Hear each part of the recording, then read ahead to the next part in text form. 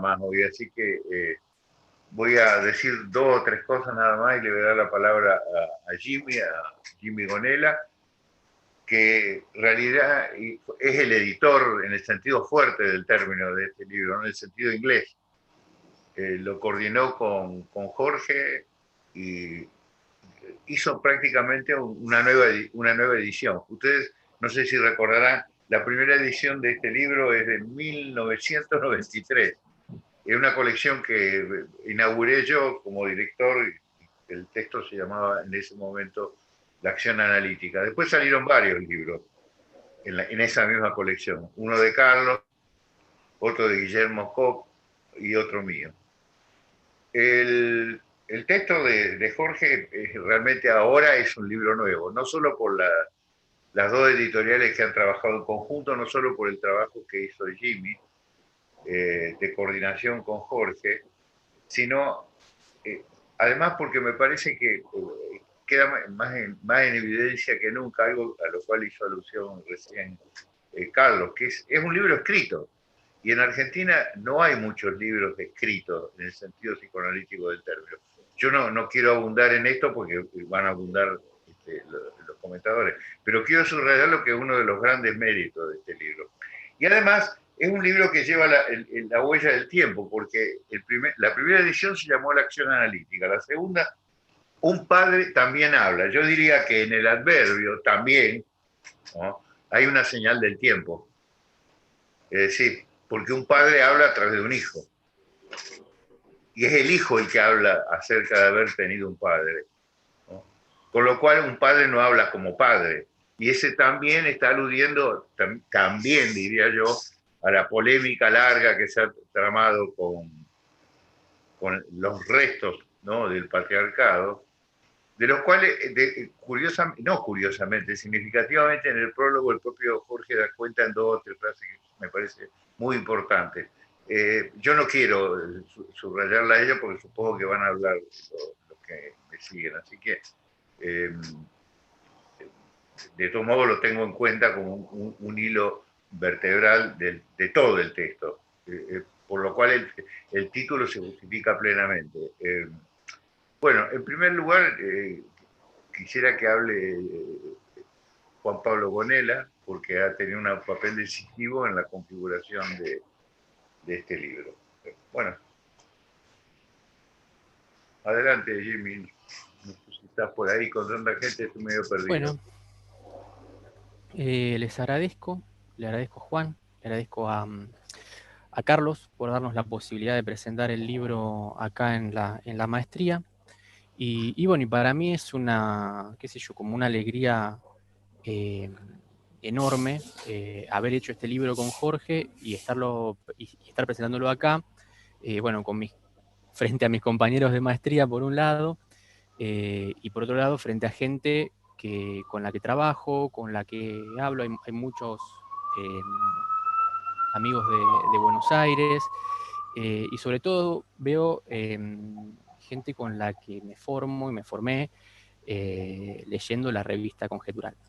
Y eso me parece, digamos, como una cuestión, como decía Carlos, a resaltar, que es casi como una especie de bajo continuo que, que está presente en varias o en algunas de las formas de plantear el psicoanálisis en nuestra carrera, en la maestría en particular. Digamos, bueno, Carlos ha escrito eh, y ha publicado en la revista, así que en la cátedra de la que él fue titular también había una perspectiva en juego por ese lado.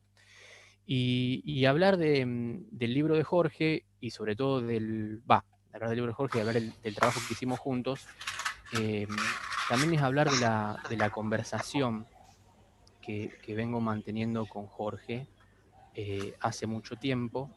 Y este tiempo quizá empezó cuando empecé a leer la revista, ¿sí?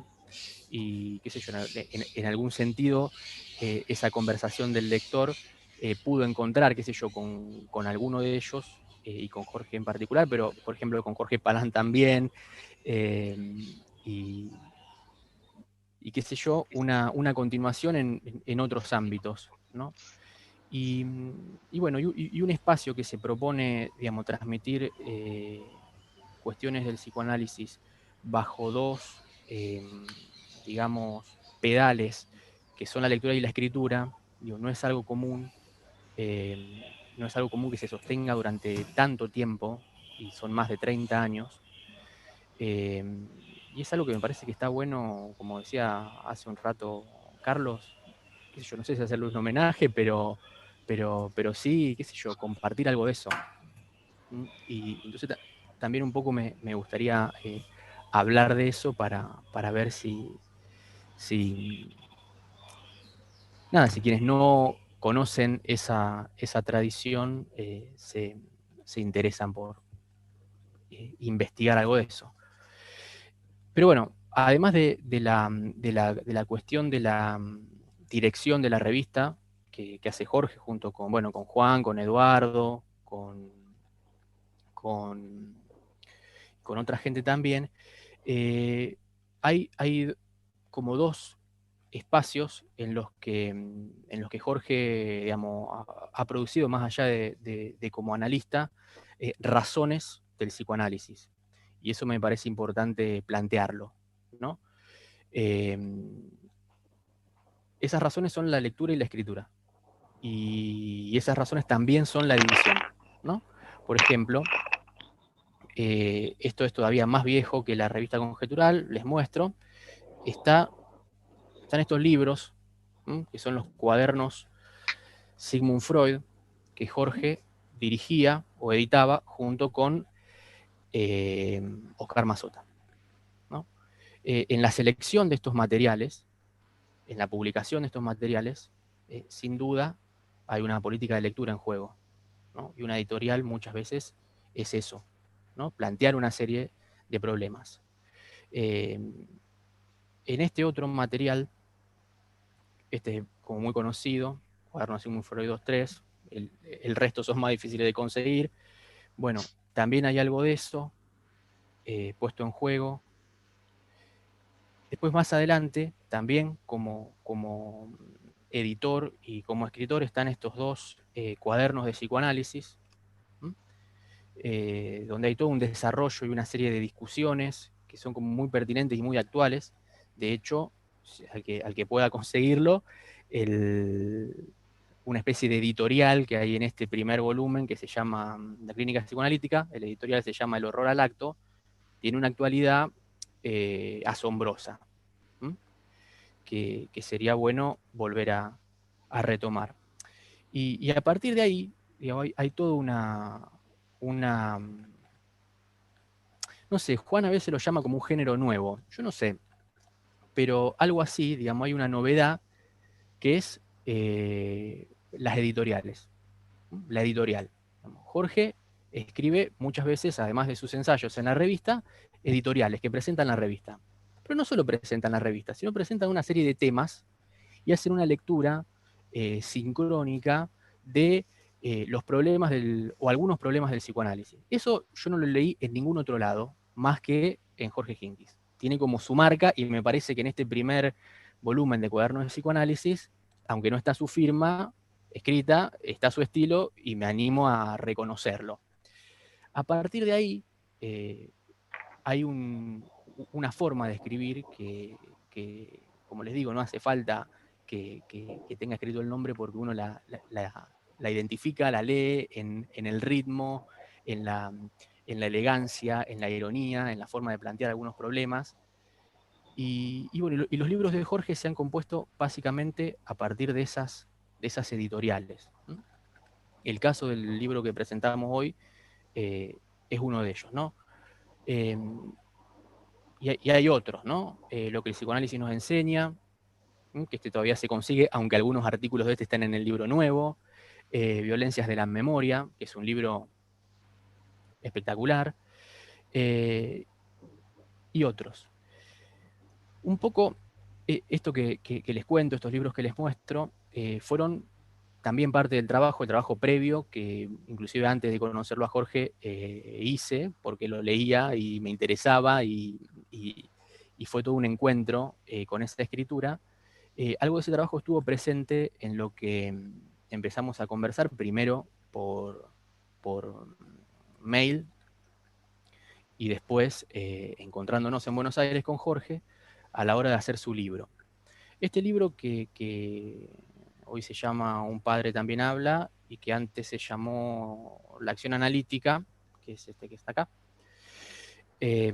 reúne muchos de los artículos, muchas de las editoriales de Conjetural, algunas de ellas que en su momento fueron publicadas en ese libro que se llamó La acción analítica, y a su vez hay otras que estaban en otros libros que se discontinuaron y qué sé yo, y eso forma este material, ¿no? Donde hay como distintos núcleos de argumentación. Y ese fue el trabajo que hicimos junto con Jorge, que fue, bueno, el armado de un índice, que es a su vez el armado del libro, pero que está mediado por la lectura, ¿no? Hemos discutido los artículos, hemos discutido cuáles iban, yo sigo insistiendo, por más que el libro ya esté publicado, que había algunos que tendrían que haber estado, como por ejemplo Fundación y Corte, que está en el número 20 de Conjetural. Para mí es un artículo muy, muy, muy lindo, pero bueno, algunos quedaron, otros no, y bueno, y así se fue armando este libro que lo estuvimos trabajando durante 2 años, ¿no? Y como les decía, hay varios, quiero ver el índice acá, hay varios lugares argumentativos por donde pasa el libro, ¿no? Y esos lugares,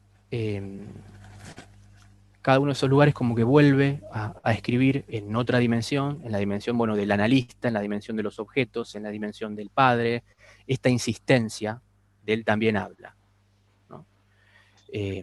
Ahí me parece que hay una vía. Y bueno, en principio era eso, y bueno, y el trabajo que nos tomamos fue volver a leer estos artículos, discutirlos y nada, presentarlos nuevamente, donde encontramos que hay una insistencia de algunas razones, de algunos temas, de algunos problemas, y bueno, que es pertinente volver a hablar de ello, ¿no? Así que en principio nada más, les agradezco a quienes están escuchando y a quienes van a presentar, a Carlos y a Jorge, estar acá. Y bueno, eso. Perfecto. Bueno, gracias, Jimmy. Bueno, vamos a respetar el orden del abecedario. Podemos empezar con Carlos Valle, que creo que todos lo conocen. Debo decir simplemente que además de analista es poeta, y es suficiente eso. Bueno, Carlos, adelante. Bueno, gracias.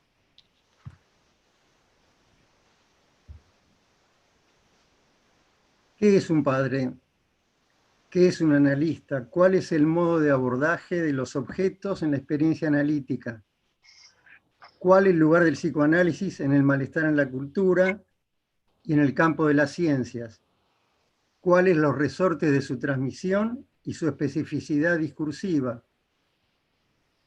Son algunas de las preguntas que se despliegan en los 26 ensayos que, con el agregado de un prólogo y un epílogo, componen este libro. A partir del hilo, por momentos explícito, que los recorre. Por añadidura a su función normativa, a su función transmisora de la ley en lo simbólico, el padre también habla. Y esa voz resuena en la clínica analítica, en los obstáculos en la transmisión de la práctica, en sus márgenes solapados, su incierta inmixción con otros discursos y las polaridades de malestar y sublimación en sus practicantes.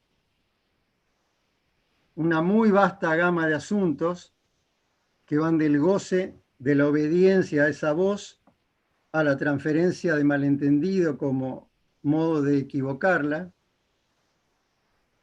de la cual voy a limitarme a mencionar solamente algunos predominios y algunas insistencias. el padre también habla por de pronto en la clínica analítica, la de todos los días.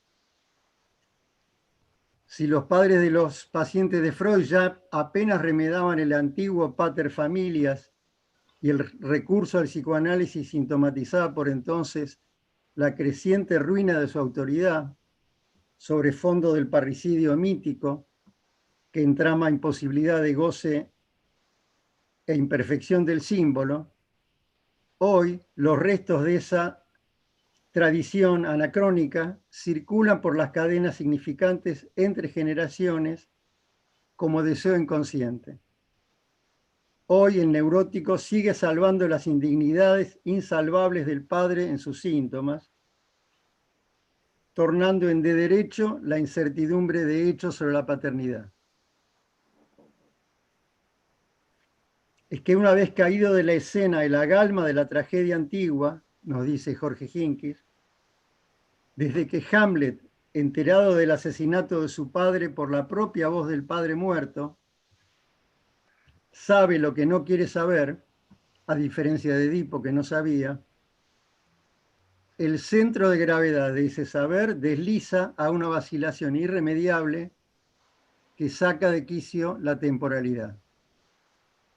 Sube a escena entonces el neurótico, en una posición de tal debilidad que su sostenimiento le valió el calificativo por Lacan de héroe moderno. En definitiva, lo trágico subsiste en la modernidad como voz del padre, nos dice Hincks. Ya sea como fantasma, el ghost de Hamlet, o bien operando como padre inconsciente en el fantasma. Esto último, que supone hacer fracasar la novela familiar, Hamlet lo logró solo con su muerte. Ahí el destino heroico de la neurosis que un análisis, dice Hincks, apunta a aligerar si es que consigue entreabrir un espacio en transferencia para la llamada segunda muerte, de modo que algo por donde la verdad escapa al saber salga a la luz. La castración así transmitida habilita al hijo la función del padre, siempre que el llegar más lejos que él haya podido ser leído, no como empresa de pretender superarlo al extremo de hipotecar la vida para ofrecerle en homenaje, sino al modo de construir una diferencia para que deje de ser único y desesperante punto de referencia. Por cierto, el padre también habla en la transmisión del psicoanálisis. Ahí la pregunta es por el analista, y Hincks la encara enlazando la transmisión de la experiencia a un tercero que no participa, al modo de las conversaciones con una persona imparcial en que Freud diera forma a análisis profano, con el pase y con la novela de origen del psicoanálisis. El pase en perspectiva de un deseo de Lacan, el de presentar un saber agujereado a la espera de alguna invención que haga existir al analista, por más que los analistas, creyendo que Lacan sabía, tendieran a considerarlo un saber lacaniano. Pero el psicoanalista no puede saber, nos dice Hincks. Por eso Freud postuló como fundador a Breuer, que no sabía, para poder construir la ciencia de ese no saber a partir del deseo de sostener la insatisfacción de una demanda histérica. Más allá de eso, la imposibilidad de la pregunta por el deseo de Freud, que atormentó a Ferenczi, no sin relación a su lugar único como encarnación del malestar en la transmisión, esa imposibilidad es condición necesaria para interrogar qué es y qué desea un analista como tal. Elevada y rebajada su dignidad, nos indica Hincks, al poco de realidad de ese objeto cualquiera que no es cualquiera, producto de la ciencia freudiana. Y a propósito de objetos, el per via di levare freudiano como principio de orden definido por el significante es el criterio del que se vale Hincks para ubicar un límite que, al destituir a los objetos de sus referencias más empíricas, permitirá a Lacan abordarlos por el sesgo de los modos de su falta. Así, entre otros temas, se aproxima a la pasión, que aborda desde un escrito clásico de Clarambeau, como estrategia de ausentamiento en el objeto, en serie con el rapto, la cleptomanía y el acting, y se acerca al fetiche en sus diferencias con el recuerdo pantalla y el acting, y su parangón con la reliquia. Por fuera de ese hilo conductor, en los márgenes del análisis, ubica las presentaciones de enfermos de Lacan como mostración de lo que no se puede demostrar de la práctica analítica, estrictamente como un acting.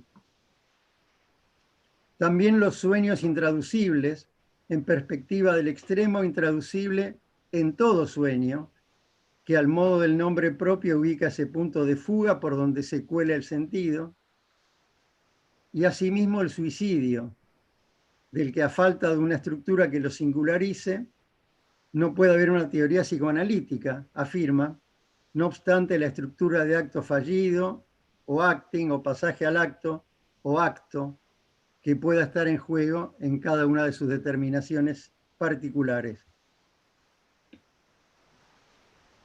Una sección del libro agrupa sus ensayos justamente a título de El deseo dificultado, siendo el deseo en cuestión el del analista.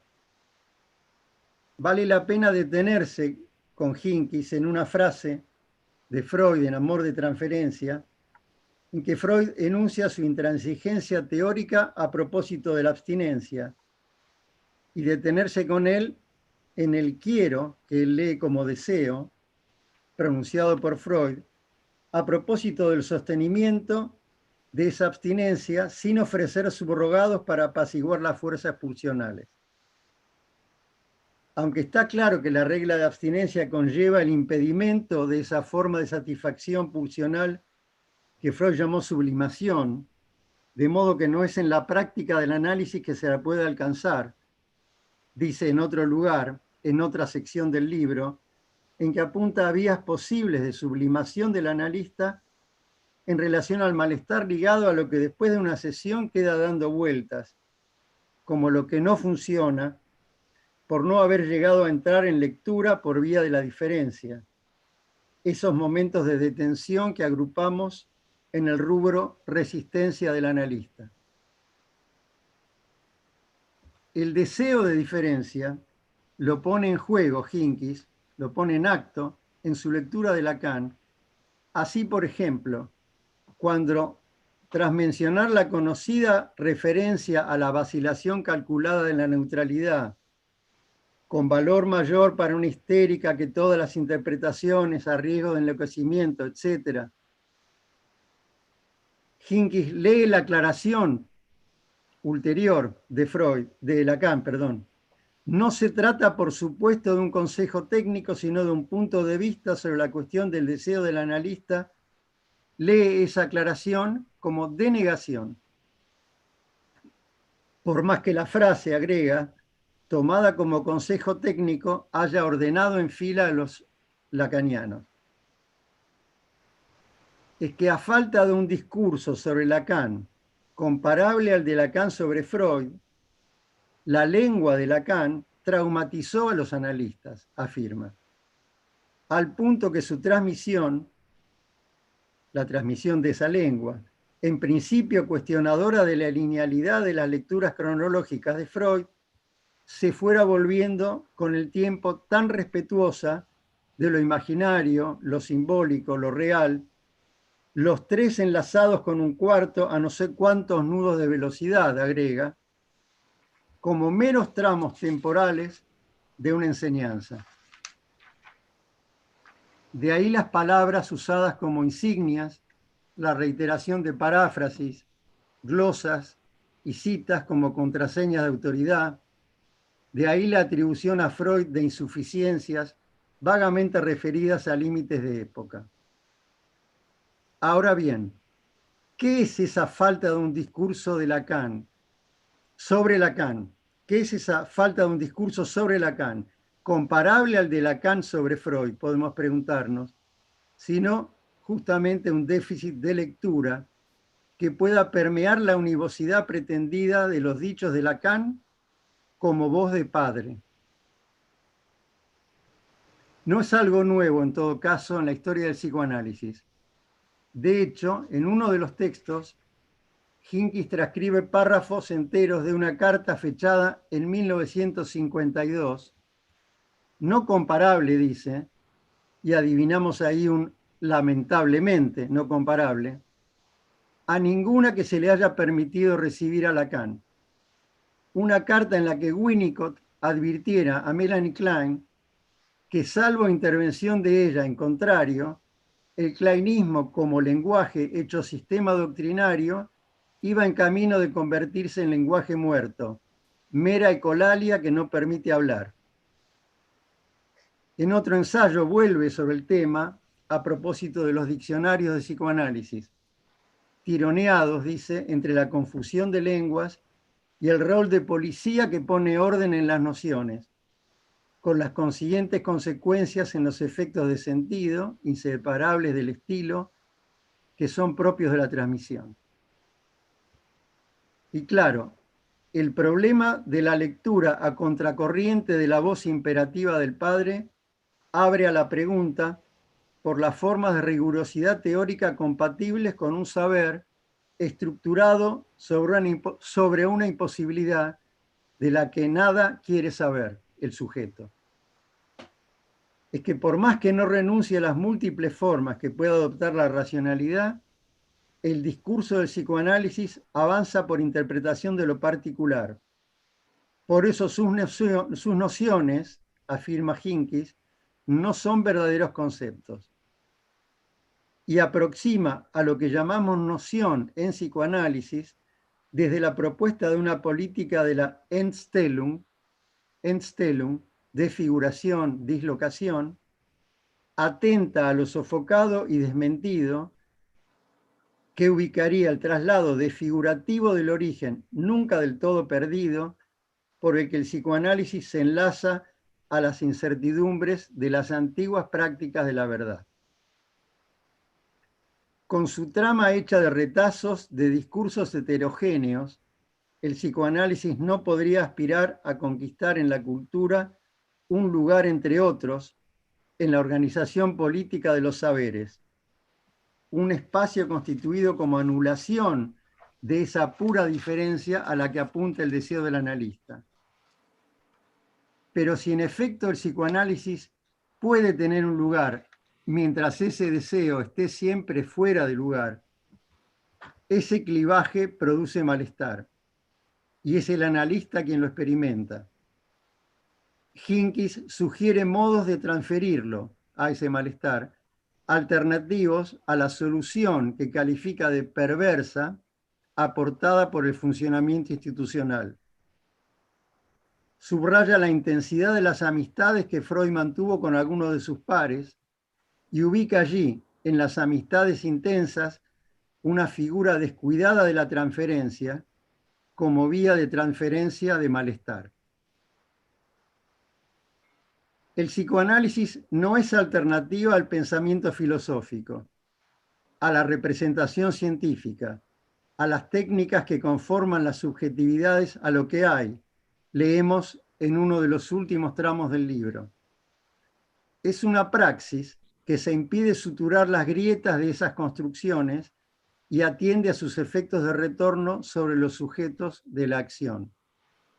Eso lleva a interrogar su lugar en la cultura de hoy, una cultura en que la tragedia aprendió a sonreír, en que el derrumbe de las barreras del pudor hace confinar la discreción, la sobriedad o la delicadeza con la inhibición, una cultura en la que, en definitiva, la cosa funciona.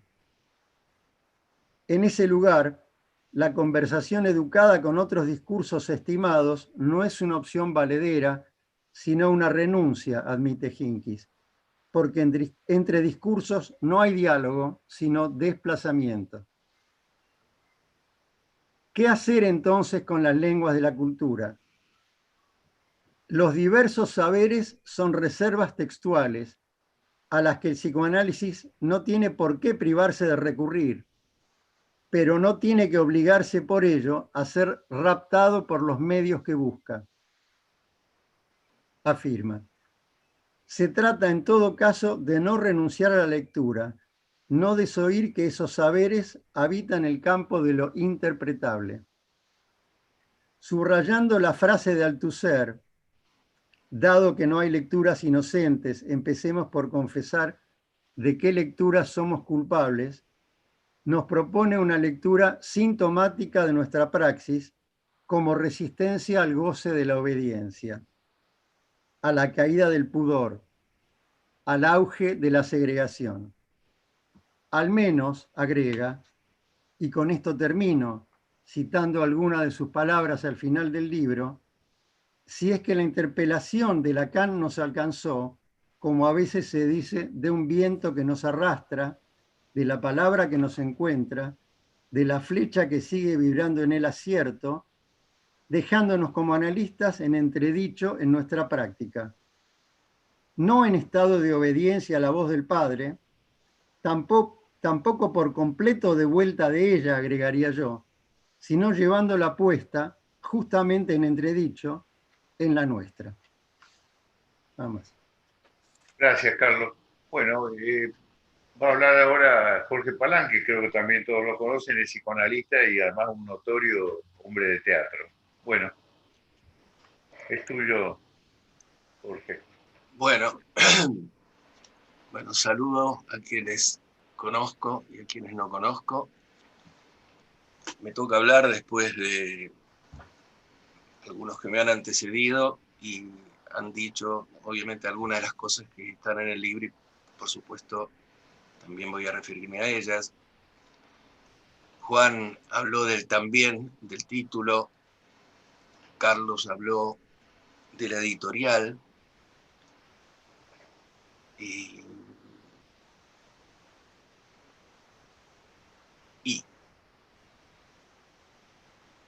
voy a leer.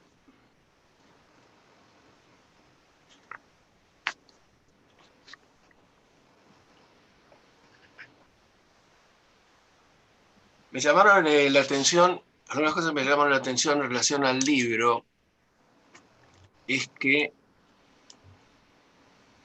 primero pensarlo como libro, creo que de esto hablaba Carlos, ¿no? Porque es difícil pensar un libro hecho de artículos que se unen, hechos de artículos que hablan de una disciplina, pero en momentos distintos de su autor. Los artículos no están fechados.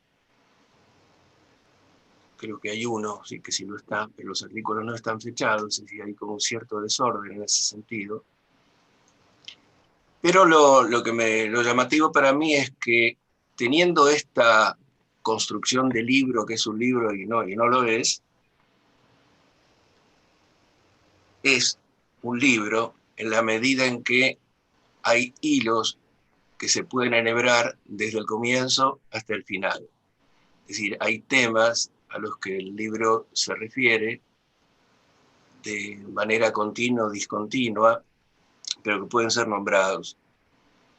Algunos ya se dijeron, Carlos Vach acaba de hacerlo. La otra cosa que me llamó la atención es que este libro, que parece tener continuidad con la acción analítica, es quizás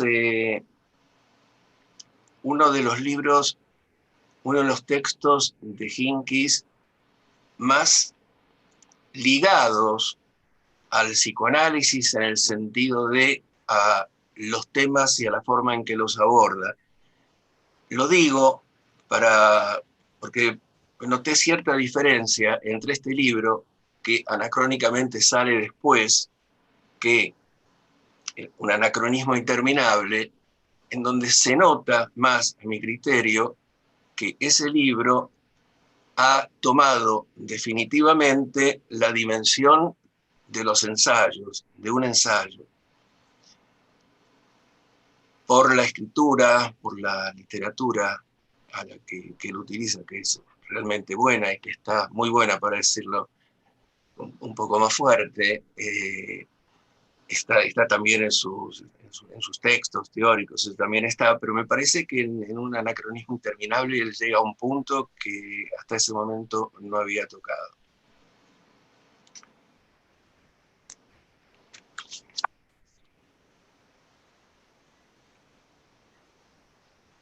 Bueno, como dijo Carlos, es un libro compuesto por 26 ensayos, un prólogo y un epílogo.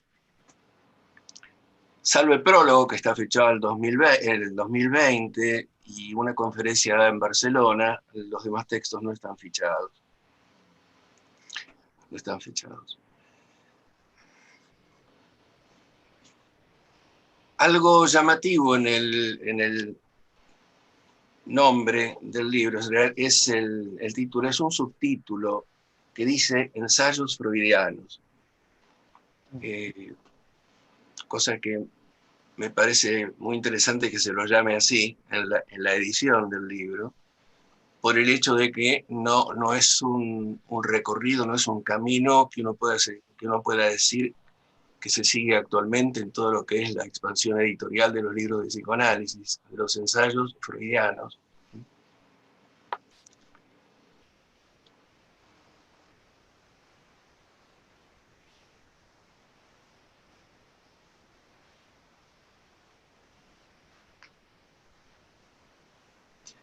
Un padre también habla.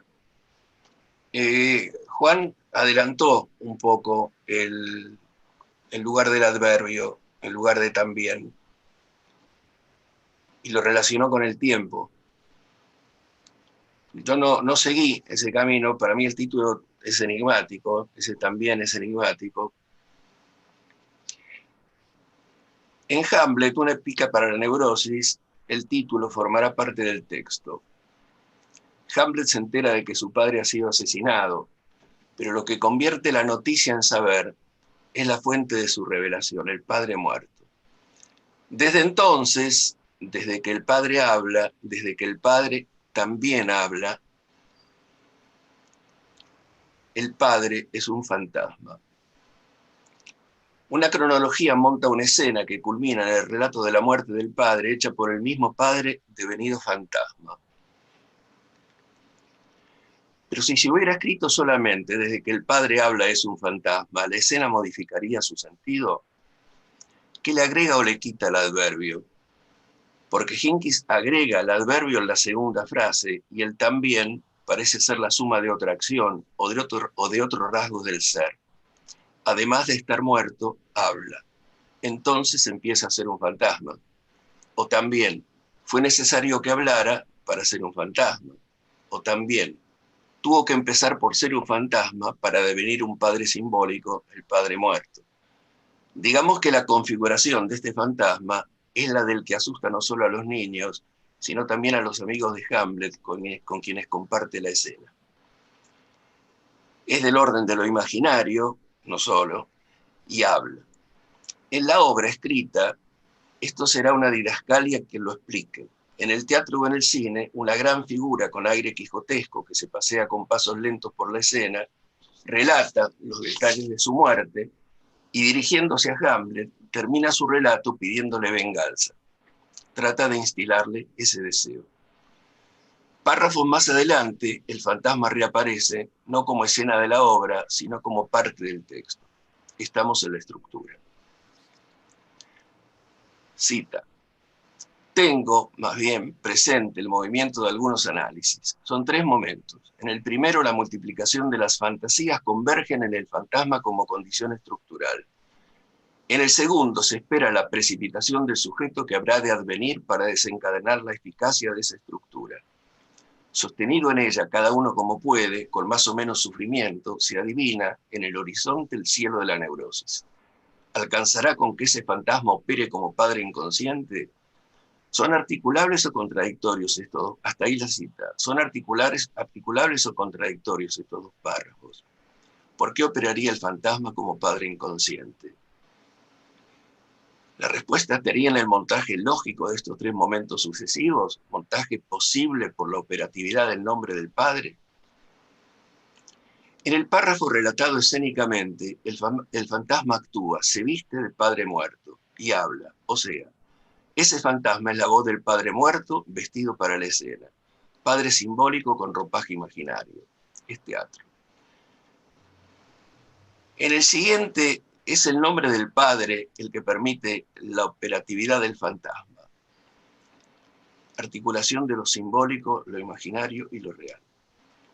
¿Pero acaso sí se resuelve la posición del adverbio? Creo que no. El también tendría como referencia a la madre, comillas, seré yo quien le cuente la historia al nene, dice el padre muerto, ya está grande, puede enterarse de las causas de la muerte de su padre. Con el adverbio llegamos hasta aquí. Si esperáramos algo más, deberíamos preguntarle al autor. Quizás él lo sepa.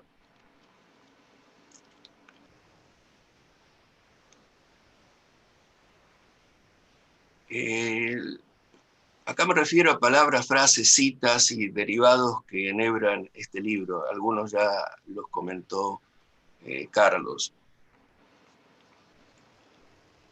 Hay una frase que no está, hay una cita que no está, hay una frase que no está en el libro, pero que la ubiqué porque pensé que podría haberlo pensado sobre el final de la lectura.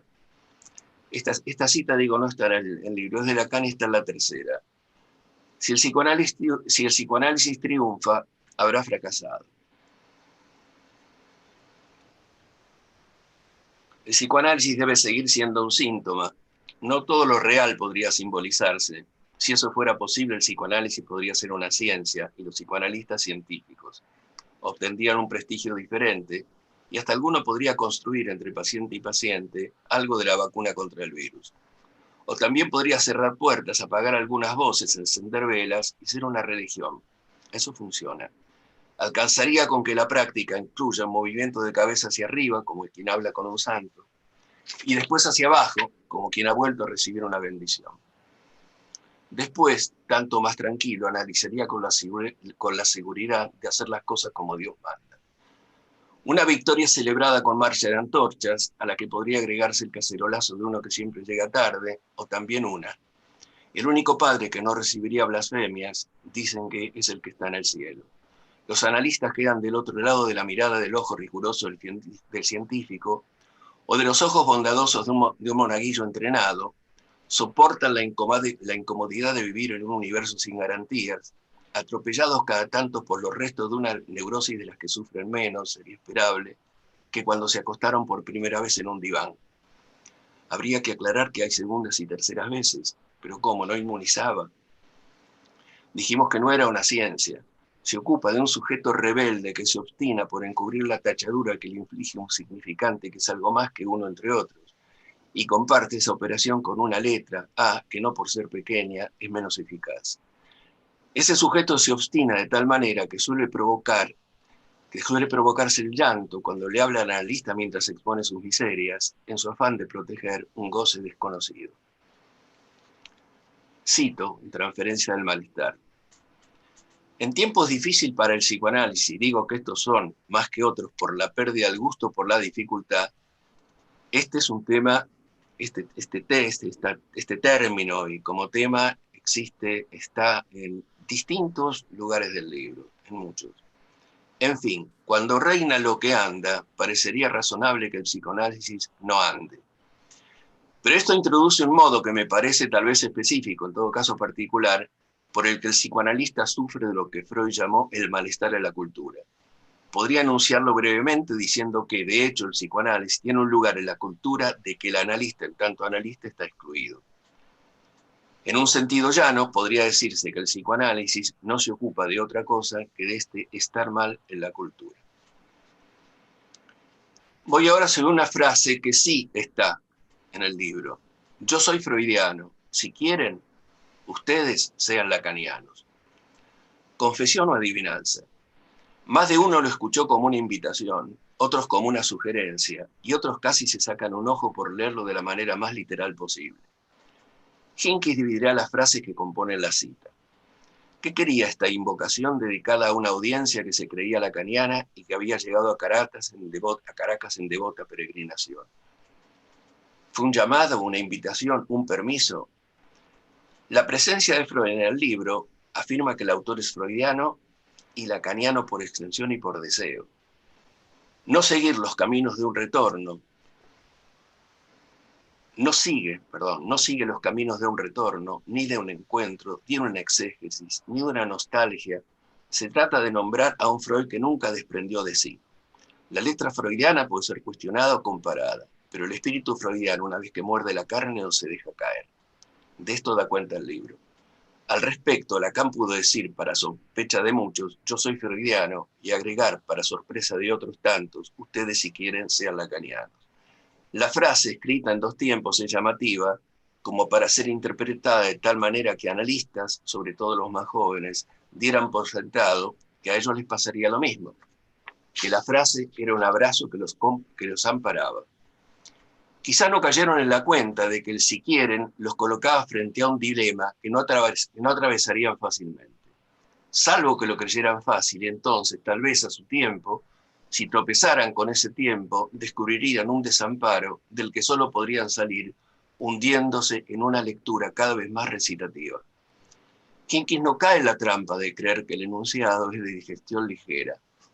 Cito: no es seguro que en aquellos tiempos se haya advertido que la condición disimulada invertía el orden habitual entre apódosis y prótesis. Comillas, sí, entre paréntesis, yo soy freudiano, cierra comillas, es la prótesis. Sigue, comillas, ustedes sean, paréntesis, pueden ser lacanianos si quieren. Comenta Hincks, en cualquier caso se trata de 2 frases, pero el enlace entre ellas terminó por separarlas, habría que elegir entre ismos. ¿Será que la atribución de Lacan fue exclusivista, se apropió del nombre, se lo reservó? La afirmación de Lacan parece distributiva, de un lado el ser, de otro el querer. La seducción resulta inevitable. Lejos de agotar el nombre de un valor designativo que singulariza, el juego de las identificaciones logra que quienes reciben la donación se agencien una herencia súbita e inadvertidamente acrecentada por ellos mismos. De beneficiarios pasan a ser los objetos producidos. El post-lacanismo se hace reconocer por abundar en la reiteración de un procedimiento triste. La paráfrasis, la glosa, la cita, no culminan su referencia a Lacan sin antes indicar alguna diferencia con Freud situada de un modo pueril como insuficiencia, impercepción vagamente atribuida a límites de la época. Lacan habría sido freudiano en sus primeros pasos, los educados por Lacan, lacanianos. Se sabe que la lectura que hizo Lacan en eso que dio en llamarse su retorno a Freud generó entre colegas y seguidores una conmoción que se manifestó sobre todo en los participantes de su seminario, los más antiguos, Pontalis, Grimm, Manonisa, Juan Hippolyte Leclerc-Laplanche. El paso de los años y la dirección que tomaron los seminarios hizo que algunos se alejaran, siguiendo un camino que empezaba en el punto en el que habían decidido alejarse de Lacan, mientras los más jóvenes llenaban las gradas de los distintos lugares, por lo que Lacan, a veces obligado, hacía su recorrido mientras inventaba sus grafos. Y sobre todo entre ellos, los más jóvenes, a medida que Lacan se adentraba en disciplinas en apariencia alejadas de Edipo y la castración, se fue alejando tal alejamiento de Freud que éste empezó a ser nombrado como una pieza de museo. O sea, Lacan dice que él es freudiano, en tanto sus discípulos avanzan, rindiéndole a Freud una suerte de homenaje póstumo, citando frases que se devalúan mientras son llevadas al rincón de los recuerdos muertos. Leemos en el prólogo de Un padre también habla. Agregar la palabra freudianos a estos ensayos vale por pretender una diferencia y decir que las actuales militancias post- y antifreudianos apenas encuentro las vías de retorno a un prefreudismo ignorado de sí mismo, una renovada versión del conductismo, UPIR, aunque hoy no sería posible decir freudiano sin Lacan, el discurso innovador que lleva ese nombre se convierte en un lenguaje autómata que transporta a sus mejores alumnos a los peores lugares de la psicoterapia. En algún momento Lacan dijo, quien sabe leerme, me interroga. De un deseo de Lacan, el primero de los artículos de Inventar una lista, volvemos a citar. Difundida y casi siempre aceptada la opinión afirma que existe una distancia insalvable entre la eficacia que logra la creación artística y poética cuando se tiene a sus propios medios y la tentativa de comprender y explicar estas obras. Y es que, de un modo más o menos inevitable, a veces torpe y a veces elegante, la explicación se presenta como saber. Aquí me parece interesante el hecho de que junto a creación artística y poética, sobre todo el término poética, la expresión poética, poesía, aparece en distintos lugares del libro. Culmina, creo que en una cita, es una cita de uno de los últimos seminarios de Lacan en relación a la escritura poética. Ahora bien, ¿qué alcance tendría el término poética acompañando la creación analítica, dando comienzo a un texto que se desliza hacia la interpretación y la transmisión? Si se trata de inventar un psicoanalista, habría que hacerlo desde la poiesis. La poesía está en la letra y en la música con la que se asoma la interpretación. De un deseo de Lacan, el trauma Lacan, hay un atravesamiento de los impases freudianos, desde donde hubieron intentos y fracasos en sus expectativas de cerrar el agujero estructural del lenguaje. Hay evidencias de que en la obra de Lacan hay presencia de Mallarmé. El simbolismo, dice Valéry, es el movimiento estético que intentó rescatar de la música lo nuestro. Tal rescate fue conseguido a partir de la pérdida de sentido que la poesía romántica había instalado al amparo de una música que hacía de la melodía el correlato de sentido registrado en la poesía misma. De esa música, la romántica, dice Valéry en Poesía Pura, que la palabra ya no lograría conseguir el efecto de exaltación amorosa, compasiva, desgarrador, dionisíaco arriesgaría, que atravesaba aquella, como lo hacen los rasgos de época cuando llegan a cierto punto en el que se ven forzados a culminar. A partir de cierto momento, las palabras se soltaron y volvieron a articularse, despojándose de las facilidades de lectura que les otorgara el sentido. El insuffisait de l'imbégu c'est amour, dice Lacan. Si ustedes son psicoanalistas, verán que en el forzamiento por donde un psicoanalista puede hacer sonar otra cosa que el sentido. El sentido es lo que resuena con la ayuda del significante, pero lo que resuena eso no llega lejos. Es más bien flojo. El sentido eso tapona y culmina. Pero con la ayuda de lo que se llama la escritura poética, ustedes pueden tener la dimensión de lo que podría ser la interpretación analítica.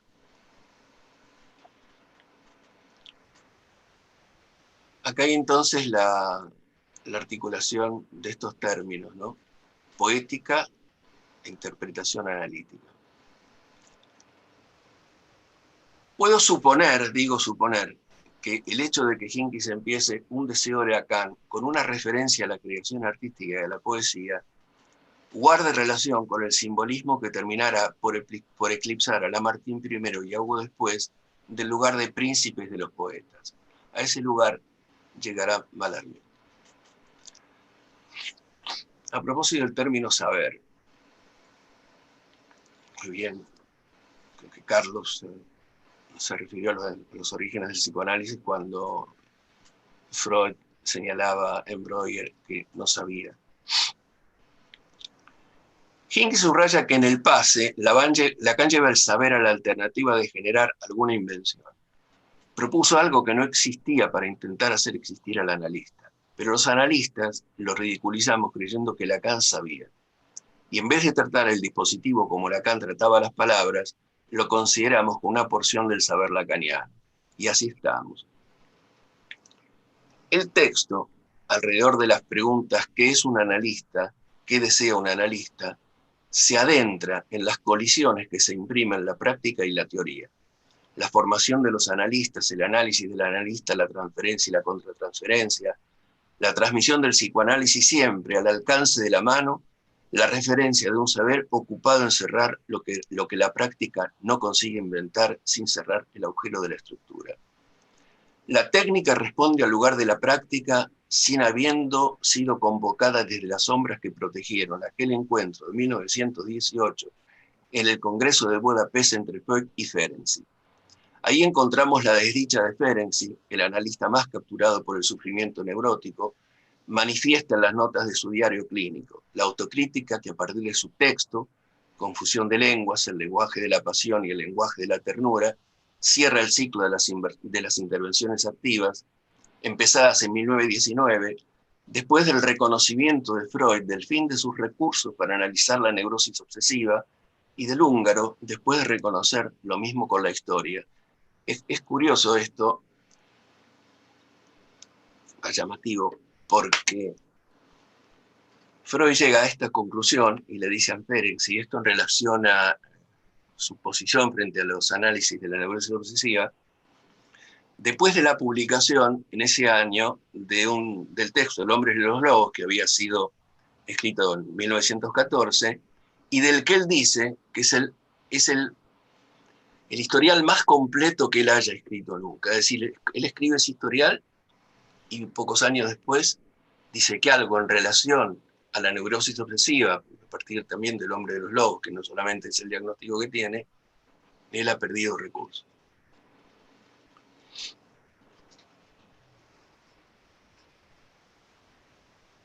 En Un padre también habla, Freud se pregunta, ¿qué es un padre? Y Lacan, ¿qué es serlo? Y hay una tercera pregunta que agrega el autor, ¿por qué el padre? Estamos en el capítulo que da nombre al libro. Hay un epígrafe de Lacan. Afirmo, sin embargo, y al hacerlo creo estar en la línea de Freud, que las creaciones poéticas, más que reflejar las creaciones psicológicas, las engendran. Una vez más, la poesía. Del epígrafo digo que anticipa el recorrido de Hinkis por Hamlet y Edipo. Se trata del asesinato del padre en la escena teatral. Los sueños absurdos, dice Freud, enmascaran siempre el deseo de muerte del padre. El padre estaba muerto sin saberlo, enunciación del deseo inconsciente de esa muerte. Y este padre asesinado habla. En tanto el teatro es ficción, es indudable que ese texto intentará hacer entrar la verdad en el juego escénico. ¿Y qué otra verdad que la del deseo? Hamlet sabe lo que Edipo no sabía. Es el fantasma del padre en una de sus apariciones espectrales quien se lo hace saber. No es una diferencia menor. La obra gira alrededor de la búsqueda de la verdad, Edipo, y de la venganza en Hamlet. Edipo paga la verdad a la que su deseo lo lleva con la castración, que implica también la destitución de su poder, la autodestitución de su poder. Hamlet paga las reticencias a poner la venganza en el lugar y tiempo que le corresponden, cuando una racionalización respecto a la diferencia entre su padre vagando en los patios incandescentes del infierno y el tío lavando sus impurezas para ganarse el cielo, le impiden asestar el golpe mortal cuando nada en la realidad se lo impedía. Hamlet paga, digo, con su propia muerte, la dilación de aquello que ha jurado cumplir. Sabemos que la muerte de Ofelia, leída por Lacan, configura el objeto que Hamlet debe perder para construir su fantasma, y eso lo coloca en posición de ser un hombre y matar, entre comillas, el cita. La frase suena borgiana, ni Borges ni Lacan eran romanticones. En la interpretación de los sueños, en un breve pasaje, Freud dice a propósito de Hamlet y Edipo, que la trama en el pasaje del uno al otro ha soportado largos siglos de represión y cultura, y que es eso lo que determina el pasaje de la tragedia antigua a, yo lo nombro así, el drama trágico, que es el de la modernidad. Hinkis se pregunta, ¿por qué a partir del Edipo y para alcanzar el complejo, Freud tuvo que pasar por Hamlet y esconderlo en un pequeño rincón de la interpretación de los sueños? Apunta a la diferencia en la relación con el saber que había entre la luz de Grecia y la claridad traslúcida de Inglaterra. Pero el drama trágico isabelino implica conflicto, o sea, síntomas, represión. ¿Acaso el saber inconsciente no es producto de la represión? Sigue Hinkis. Freud aduce una historia de siglos de represión y parece una respuesta insuficiente. Y en esto me detuve quizás demasiado, pero porque me pregunté el porqué de ese parece. ¿Por qué parece una respuesta insuficiente? ¿Por qué podría llegar a ser una respuesta insuficiente? Esto que dice Freud respecto a largos siglos de represión y cultura.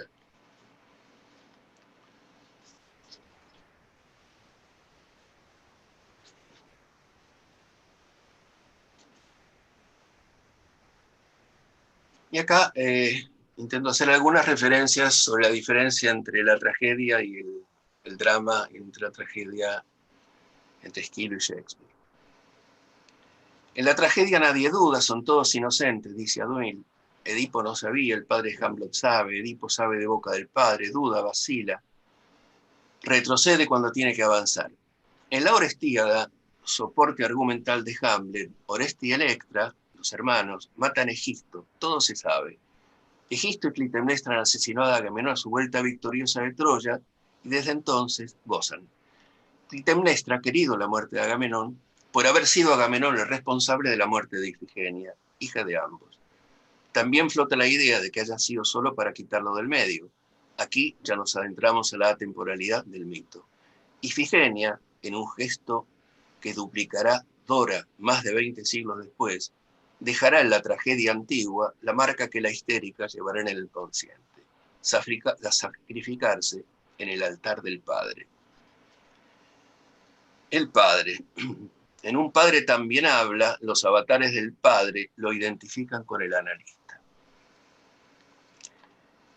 Y no se trata del devenir de una transferencia paterna, sino del delicado equilibrio con el que cada uno sostiene como puede esa posición inadecuada desde la que debe dar cuenta de la función que los convoca.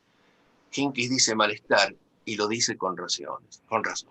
Padre e hijo, de eso se trata. No son términos de una relación que no hay y no se superponen con la relación super-yo-yo. El padre, inevitablemente fuera de lugar. Comillas. Esta imposibilidad, esta perfecta imperfección es la del símbolo.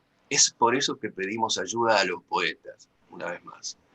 No porque sabrían más o menos sobre este misterio atormentador que también abraza el discurso del psicoanálisis.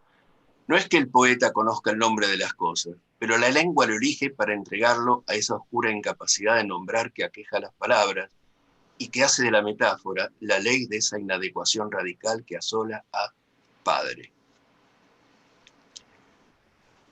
El neurótico, llegado a atravesar el umbral de la cobardía. El neurótico bajo una mirada freudiana que acerca la sencillez a lo posible. Santo remedio esa sencillez si el neurótico pudiera alcanzarla. Todo hubiera sido más sencillo si esa mujer se hubiera atrevido a tomar un amante, dice. El mismo neurótico que encuentra reivindicación en este texto. Hinckley. Él es el que se hace cargo, con un coraje que raramente se le reconoce, de aquellas indignidades insalvables. Soportar los pecados del padre. Páginas más adelante, Hinckley volverá sobre esto a referirse al coraje con el que el analizante debe dar el salto, que la oportunidad analítica le ofrece para terminar de desatar los nudos que lo ataron a su padecimiento de neurótico. Ese salto puede darlo o no. Hamlet, héroe o neurótico. La disyunción no deja lugar a dudas, las dos vías están abiertas, pero ¿quién elige? ¿El sujeto o el otro? Fingirse loco es la política del hombre moderno, dice Lacan, y Hamlet se finge loco. El Bel patalea en el aire, cubierto por una nube de pudor, que hace de Hamlet el acercado y circunstancial director teatral de una sola escena, la muerte del padre interpretada por actores bajo la mirada del rey. Orestes, el antiguo, hubiera podido decirle a Hamlet, tardás mucho, mírame a mí, lo hice y me banqué las erinias, no te las recomiendo, pero lo hice, mirá, fíjate, en mi barrio se hacía lo que había que hacer sin dar tantas vueltas, entonces andá y matalo. Claro, Orestes era un antiguo, gozaba y padecía un destino escrito en la libreta de los dioses.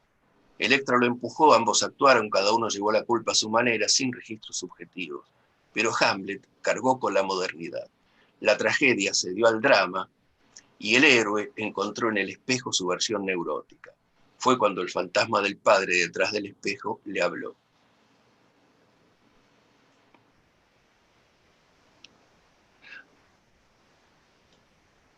repito algo que insinué, no sé si desarrollé, pero es mi estar de acuerdo con lo que Freud anuncia cuando dice que son 20 siglos de represión y cultura los que han dado lugar a las diferencias entre Hamlet y Edipo, y lo digo, entre la tragedia antigua y el drama trágico shakespeariano. Después vendrá el drama moderno, y después Beckett, que ya se cortó solo.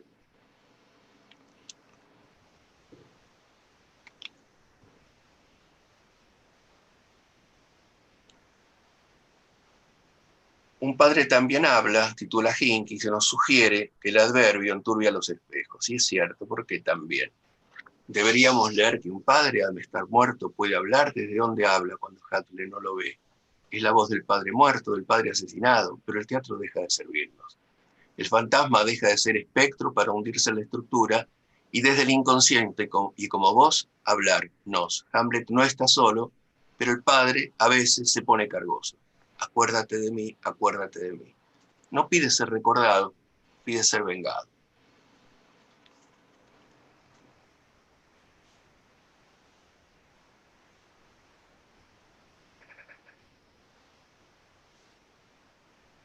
Acá, para no leer, digo que en Hamlet, en la obra, hay al menos 2 escenas que muestran, a mi criterio, el efecto de los siglos de separación entre una y otra. O sea, vuelvo al me parece insuficiente, con el que Hinck se escucha a Freud a medias. La primera escena es probablemente muy recordada por todos, es la representación que Hamlet prepara para estudiar las lecciones de Claudio, el doble de Agamenón, el usurpador, algo doblado por el aparente peso de los siglos y con ellos la llegada de sospechosos remordimientos. Lo que la escena llena en silencio da a ver es el asesinato del padre. Hamlet, tal como el fantasma del padre se la contara. El veneno entra por el oído de un rey dormido después de una noche de amor. Llegado el momento, el usurpador se descompone y grita, luz, luz. Todo sucede al mejor estilo de un sueño de angustia. Freud lo hubiera afirmado, la representación falla en desfigurar lo representado. Y Claudio, angustiado, grita. En esa angustia, Hamlet comprueba la culpabilidad del rey. La tragedia antigua, en cambio, no necesita representaciones. Las cosas pasan. Lo que no se ve se escucha. Los gritos provienen detrás de escena. La sordidez se oculta, lo mismo que la obscenidad. La segunda escena está en el final del tercer acto, que es cuando después que él ve al rey a Claudio que está rezando y amaga matarlo y finalmente no lo hace, corre hacia el dormitorio de la reina, que también ha mostrado cierta conmoción.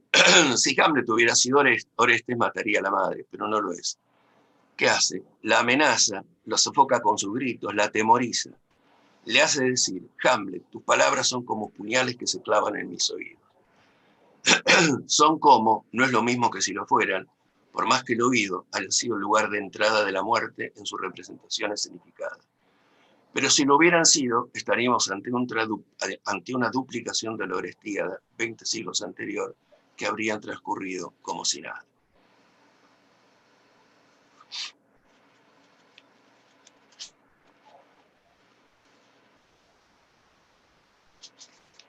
Entiendo que el saber sea una referencia de presencia necesaria en el texto. Está dicho en el comienzo de esta presentación, lo vimos desordenando el mecanismo del pase y lo veremos en su sostenido intento de suturar agujeros como quien cierra la boca que denuncia que esa acción es imposible.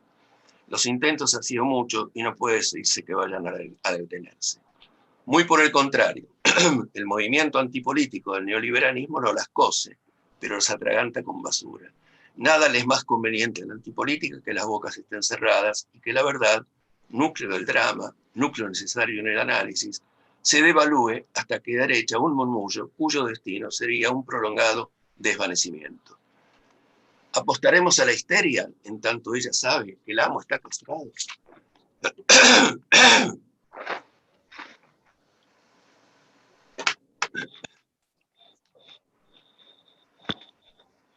Nunca me había atorado tanto con palabras.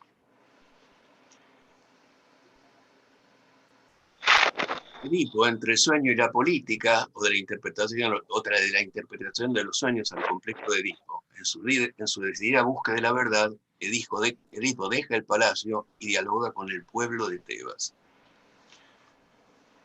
Como ocurre con cualquier otra obra psicoanalítica, el discurso de Lacan tiene dos referencias principales: la obra de Freud y la práctica analítica. Cita de Lacan: Freud sabía, y nos ha dado este saber en términos que podemos llamar indestructible, por cuanto que, desde que fueron emitidos, sostienen una interrogación que hasta el momento no ha sido agotada. La función y al mismo tiempo su consecuencia, el prestigio, por decirlo así, de Freud, están en el horizonte de toda posición del analista. Constituyen el drama de la organización social, comunitaria de los psicoanalistas. Respecto a la obra de Freud, puede sorprender el enunciado saber indestructible.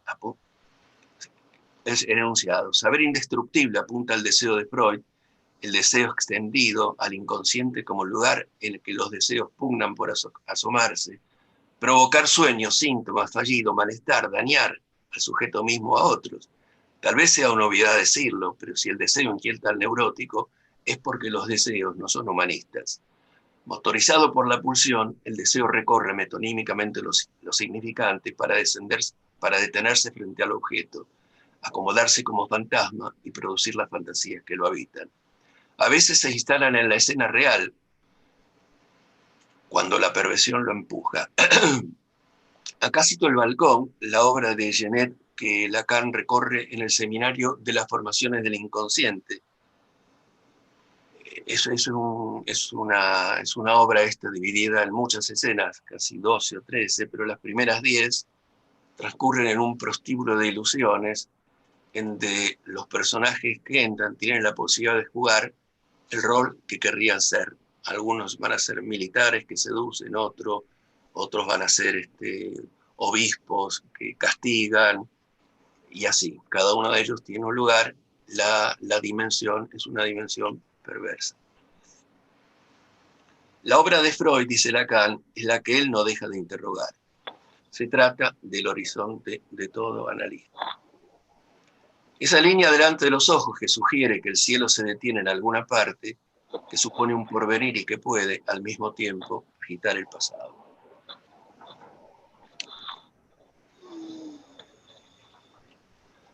Creo que voy llegando al final, no estoy seguro.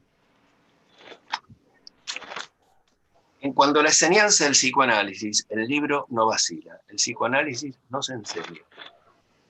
Entramos en el artículo La presentación de enfermos. La presentación de enfermos, a mi criterio, es el único de los textos que parece ser una clase, cosa que no es para nada habitual en los textos de Jorge Jenkins. Ese texto parece ser una clase de psicoanálisis. Es un texto que se refiere a la presentación como una práctica psiquiátrica delante de un auditorio que, a la manera del coro en las tragedias griegas, podría ser incorporado por el paciente al estilo de una viaje. Juan Conélate, si estás por ahí, te pregunto si me extendí demasiado. O a Juan también se lo pregunto, Juan Ritbo. No, dale, adelante. Adelante. Sí. Bueno. Una práctica psiquiátrica delante de un auditorio que, a la manera del coro de las tragedias griegas, podría ser incorporado por el paciente al estilo de una VIA. La expectativa es la estabilización de la estructura. Jenkins desmenuza su crítica de ese texto. Los escritos técnicos de Freud sabemos que abrieron el camino de su transmisión, fueron necesarios, pero el psicoanálisis nos enseña. Quizás sea este uno de los puntos más polémicos. Lo ha sido desde que los divares empezaron a funcionar. Y este concepto muy fuerte va más allá de lo que un analista a su vez, digamos, pueda aprender de su analista, de los seminarios, de las supervisiones, de su propio trabajo, Todo lo llevará a su consultorio. Incluso podrá encontrar sus propias rutinas, sus tonos de voz, sus movimientos, su escucha. Pero hay un límite, su intervención, sea el corte, sea la interpretación, ya que si ésta se afirma en una palabra poética, es imposible que encuentre su eco en otra voz. Lo que sí puede transmitirse es que no es transmisible. El analista de cuyo lugar emerge la palabra capaz de producir una condición que haga vacilar el sentido de lo que se dio a escuchar, provoca de esa manera un cambio de orientación en el sujeto. Es la palabra que antes de estar no estaba. Es la que deja a cada analista solo con su alma, con su abstinencia, con la incomodidad, con el malestar de un hecho que puede no producirse, y que empuja a resistir la tentación de no quedarse en silencio, sobre todo cuando el silencio agobia. El título toca en más de una oportunidad las arduas cuestiones de la formación de los analistas y no vacila en objetarse. El pase no reemplaza al didáctico, es otra cosa, es una manera de articular una teoría de la transferencia. Pero las puestas en escenas a las que dio lugar llevó a que el relato del pasante adquiriera una dimensión más o menos dramática. Entonces ha sido devaluado, ha sido llevado a un espectáculo carente de rigor. Y el pase se escucha decir de la misma manera en la que en tiempos anteriores se decía en tren didáctico. Que el analista se supervise, que se analice, que curse seminarios, es el trípode que el anhelo de Freud asentó como para que la formación se desplegara alrededor de un orden que prometiera rigor científico para una disciplina que no lo es, no fue ni será una ciencia. Althusser quiso otorgarle ese estatuto por tener su objeto el inconsciente. No alcanzó para que los analistas que confundieron el rigor científico con la obsesividad vieran satisfechas sus demandas, envueltas en una trama de críticas como erróneas. El sujeto de la ciencia no es el sujeto del psicoanálisis, por más que el psicoanálisis se interese en el sujeto de la ciencia. La barra que cae sobre el sujeto del inconsciente, la que divide al otro, el objeto, la cadena significante, los matemas, que inventan fórmulas que hablen por sí mismas, son marca registrada del psicoanálisis. Eso no desmerece los aportes que otras ciencias le favorecieron al discurso analítico. En un padre también habla, se hace la diferencia, Hinke se hace la diferencia poniendo las que corresponden a Freud con su época y las que corresponden a Lacan por la suya. Lo esencial de la práctica no se enseña. El inconsciente no es un sonoro juego de espejos que duplican imágenes que la memoria debería olvidar. La práctica analítica con niños es un desafío a todas estas cuestiones. Sabemos que le costó caro a Winnicott abrir la brecha con la que Melanie Klein clausuraba el agujero del lenguaje.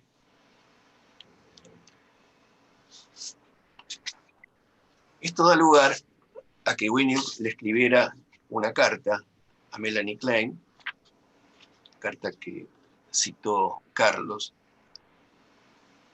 Carlos extrajo de esa carta lo que me parece más importante. Yo no voy a leer lo que antecede a esa carta, que es el malestar que tiene Winnicott por haber asistido a una reunión de analistas kleinianos en la que una analista, creo que Joan Rivière, creo que es, manifiesta que las opiniones, los trabajos de Winnicott son trabajos que no están sistematizados, que están como alejados de lo que podría ser una determinada orientación, siguiendo alguna línea analítica que es la que todos ellos profesaban. Y él le dice a Melanie Klein que todo eso realmente lo molestó mucho.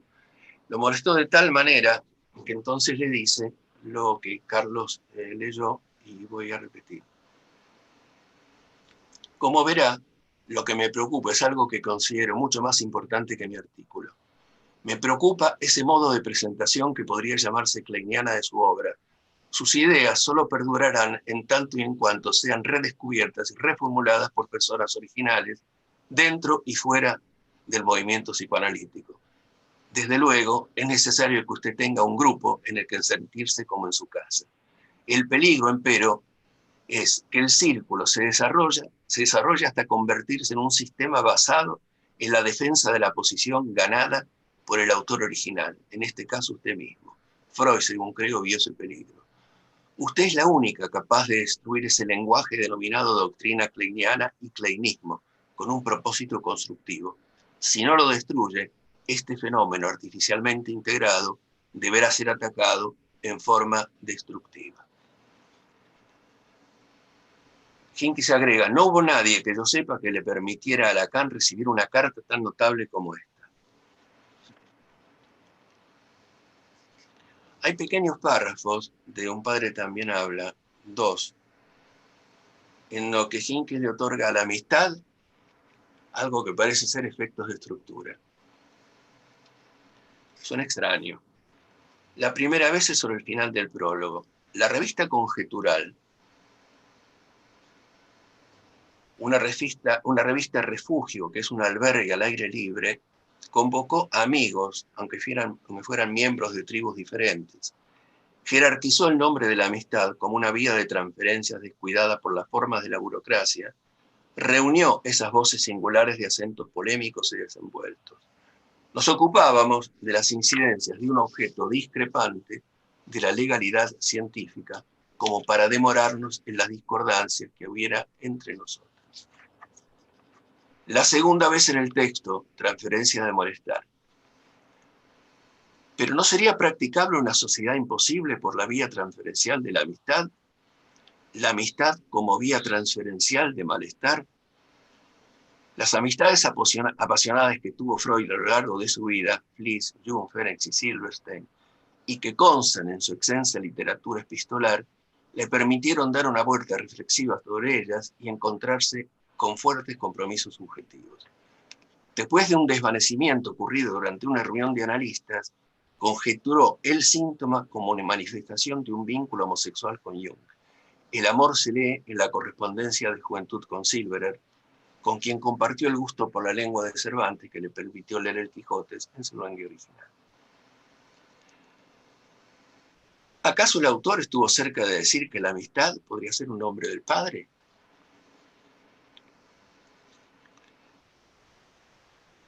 En cuanto al efecto de la asimilación del psicoanálisis por la cultura, que tiende a anular la pura diferencia que concierne al deseo del analista, citando a Lacan, el autor concluye que el psicoanálisis puede tener un lugar mientras este deseo esté siempre fuera de lugar. Este clivaje es fuente de un malestar irreparable y tal vez haya que decir que el psicoanalista está dedicado a sostener este clivaje, a mantener viva la fuente de ese malestar que es el suyo. Entre la nada y el dolor, me quedo con el dolor, escribe Faulkner.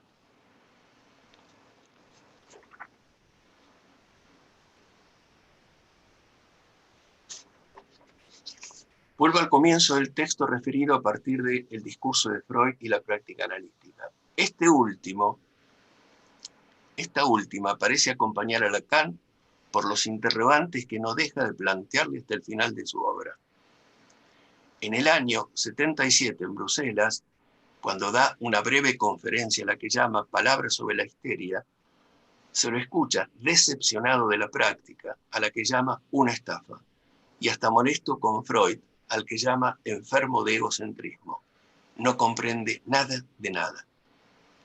Después sigue un poco más y dice él que era un mediquillo y cosas parecidas. Dos pequeñas últimas citas. El último párrafo del prólogo. De bellísima escritura. Las más de las veces uno ignora de dónde proviene lo que se escribe. A veces quiere creer que eso sabe hacia dónde va. Aquí se dirige o es atraído hacia el malestar y la sublimación fallida, como vías de generación de lo que hay y de lo que no hay entre esas orillas de límites desconocidos. Y después, en el último párrafo del libro, el analista está en entredicho en su práctica. Entredicho no es diálogo, es modo fallido de decir, transferencia de malentendido. Nuestro síntoma tiene esa perseverancia, no es para vanagloriarse.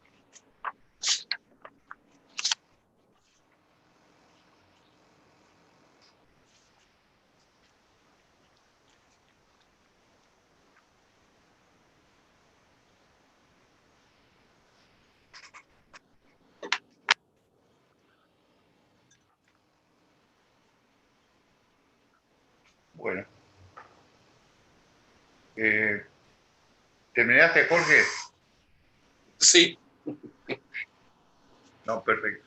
No, me parece que tenemos algunos minutos, Carlos, para hablar o no. Bueno, Sí, sí, seguro, sí. bueno. Eh, No, me parece que hay, hay muchísimas cosas que subrayar en todas estas intervenciones tan ricas. Yo quisiera volver simplemente a esta frase que efectivamente de Hinky que acaba de citar Jorge Palán, que es efectivamente bella, porque me parece que da una de las pistas de lo que podríamos llamar el estilo del libro. Dice, del libro, insisto que es un libro compuesto por ensayo, pero en general los analistas, cuando escribimos sobre análisis, siempre hacemos pequeños ensayos que después agrupamos en libros. Casi no conozco en nuestro medio gente que haya escrito sistemáticos. Y algunos que conozco de Francia son lamentables. La frase, la más de las veces uno ignora de dónde proviene lo que se escribe. A veces quiere creer que eso sabe hacia dónde va. Bueno, me parece que es una de las formas indirectas pero efectivas de definir qué es escribir en psicoanálisis. Porque escribir en psicoanálisis, y aquí sí hay un parentesco obvio con la literatura, tiene que ver con el lenguaje indirecto. Y yo me animaría a citar el título entero de ese maravilloso ensayo de Merleau-Ponty, que es El lenguaje indirecto y las voces del silencio.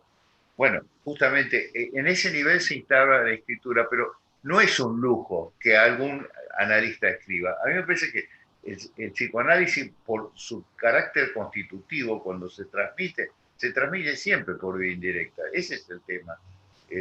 Se llame o no escritor el que escribe en este punto, porque también puede ser la palabra viva de un analista o la palabra viva de un paciente. El tema fundamentalmente tiene que ver con, yo diría, con la pérdida que está en juego cada vez que se juega el lenguaje indirecto.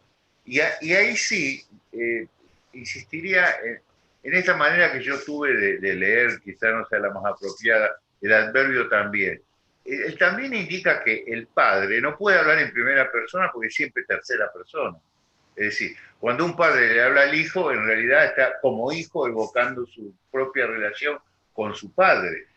Ahora, como el primer padre es solo objeto de un mito, sabemos bien que la enstellung freudiana, la deformación típica del sueño, está en juego siempre. Está en juego siempre en el síntoma y también en la sublevación. Entonces, este es un punto decisivo para mí porque es una de las cosas que más se ha degradado. Me acuerdo de algo que decía Jorge Palán últimamente, que y es cierto, una de los ensayos de este libro se parece a una clase, sorprendiéndose porque efectivamente no es el estilo habitual de Jorge, pero este es el punto. El análisis se enseña a través de clases, eso es academia, es necesario que haya esto, pero al mismo tiempo esa necesidad no nos suprime el malestar, al contrario, lo incrementa. Es decir, acá hay un punto para mí central, ¿no? Un padre cuando habla no habla como padre, es así, es un hijo el que habla del padre, pero cuando un hijo habla del padre reconstruye un discurso mítico finalmente. Y en ese punto, efectivamente, el análisis no puede pretender tener ni aspirar a ningún grado de cientificidad.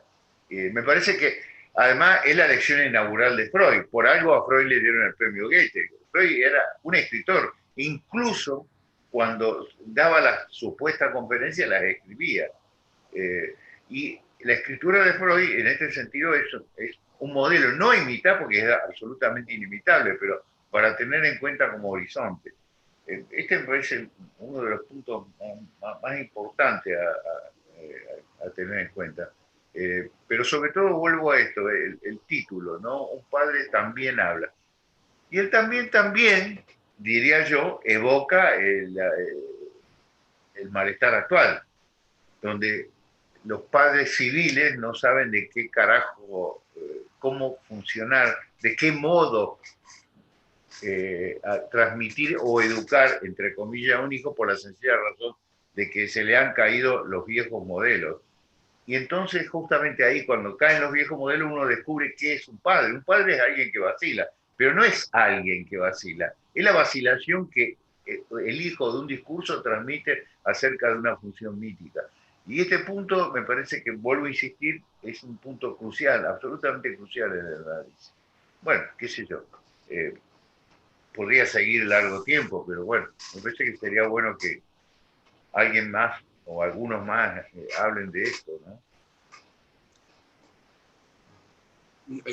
No lo tengo escrito, pero querría agregar una pequeña cosa, Adelante. porque están en relación a los malentendidos, ¿no?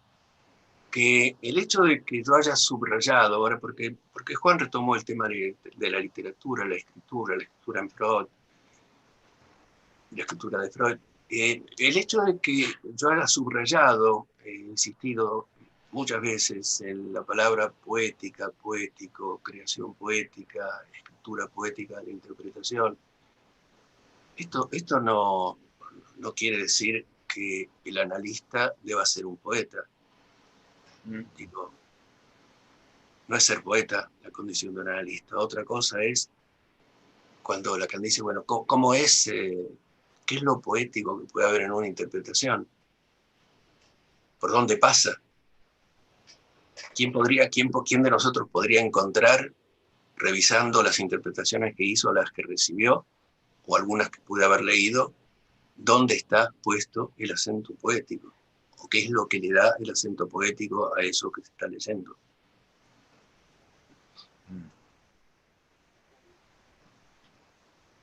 ¿Puedo? Adelante. Sí, cómo no.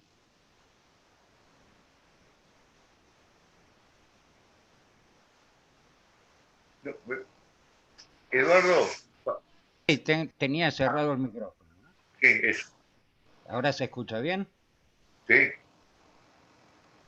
Bueno, gracias. Me gustaría hacer un pequeño comentario, como de costumbre, bajo la forma de alguna pregunta, dirigida, por supuesto, a cualquiera de los presentes. Pero primero me siento obligado a hacer una aclaración. Yo no tuve tiempo para esta situación de leer el libro de Hinkis. De hecho, solo pude juntarme con el libro esta mañana por intermedio de Ricardo Nay. Por supuesto, la mayoría de los ensayos que componen el libro los conocía, el conjetural, etc. Sí tuve tiempo de leer bien el prólogo, y entonces quiero empezar agradeciéndole públicamente a Hinkis, precisamente, entre muchas otras cosas, pero específicamente ese párrafo que Palanta acaba de leer, a propósito de la amistad. Yo creo que en ese párrafo es en sí mismo un pequeño ensayito, pequeño digo por la extensión, ¿no? Que supone toda una política de la amistad. Una política de la amistad eh, que Jorge aclara, en realidad no haría falta esa aclaración, que no excluye las diferencias. Digo, porque en ese párrafo es sobre la revista conjetural, que no excluye las diferencias y que al contrario las toma en cuenta como un pequeño motor de productividad textual, si lo puedo decir así. Por supuesto, no es la única política de la que se habla en el libro. Mi recuerdo de la mayoría de esos ensayos, de esos textos, es que hay un gran peso, una gran incidencia, una gran inscripción en esos ensayos de lo político en el sentido más amplio pero más estricto del término, eso que Palán mencionaba como el estar mal en la cultura, en términos generales, ¿no? Él hablaba, el propio Palán, un poco más específicamente de algunas cuestiones políticas. Digo esto porque Carlos Bach se preguntaba sobre el lugar del psicoanálisis, y yo creo recordar bien lo que dijo, el lugar del psicoanálisis en la organización política de los saberes. Esta organización política de los saberes tiene un nombre que Hincks enuncia con toda la claridad posible cuando dice, en el prólogo, que el sistema capitalista está entre las condiciones del inconsciente.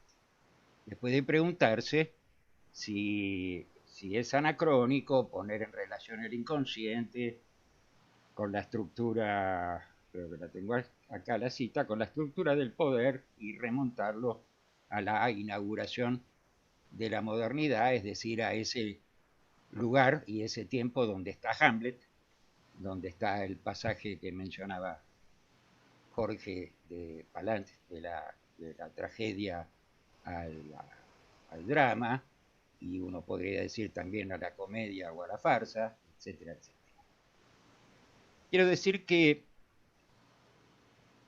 surge la pregunta, insisto, dirigida a cualquiera que tenga ganas de pensar en voz alta en este colectivo, de cómo interfiere esta politicidad, digamos, en lo que para citar palabras que se dijeron acá, ¿no es cierto?, en el deseo del analista, o qué resistencias levanta, en todo caso, si puedo decirlo así, en el deseo del analista.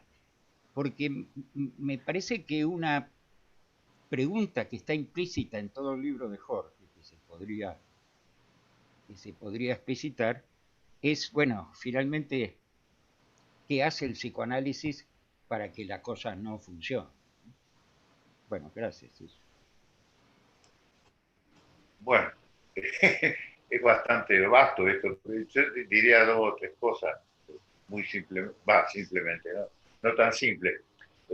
Lacan en uno de sus seminarios, el 11, decía de que, bueno, hablamos de sujeto a partir del siglo XVII, que es el siglo del nacimiento del capitalismo.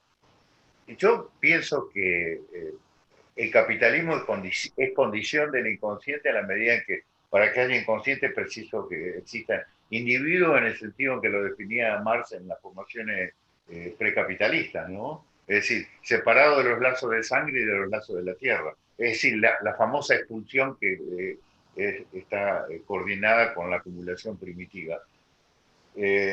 Por supuesto que esto habría que desarrollarlo largamente, pero me parece que una cosa es el individuo que nace eh, desde el punto de vista marxista y otra cosa es el sujeto. Sin duda que hay un cambio de nivel, pero también me parece que hay un vínculo difícil de articular y demostrar, pero me parece que es efectivo.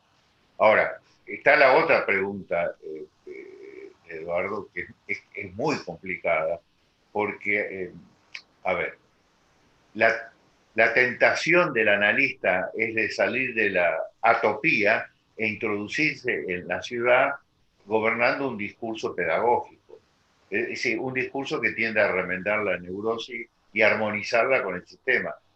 La psicología hace eso, pero el problema es que gran parte del llamado psicoanálisis termina por quedar dominado por la psicología. Yo me acuerdo de una frase de Jorge, que no me acuerdo si está en los libros, pero que la dijo en algún momento, me parece que está en alguno de los ensayos, de que en Argentina no existe la psicología sencillamente porque el psicoanálisis viene a ocupar ese espacio. Y ahí sí hay un problema político de primera magnitud, ¿no? Bueno, paro acá porque el tema es vastísimo, ¿no?